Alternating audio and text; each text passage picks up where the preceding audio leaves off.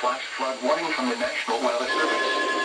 The National Weather Service in Chicago has issued a flash flood warning for north central Winnebago County in north-central Illinois until midnight tonight. North central Winnebago County in north-central Illinois nearly stationary thunderstorms producing very heavy rain across the warned area. Nearly stationary thunderstorms producing very heavy rain just west of Sherman across the Sherman Basin until midnight tonight.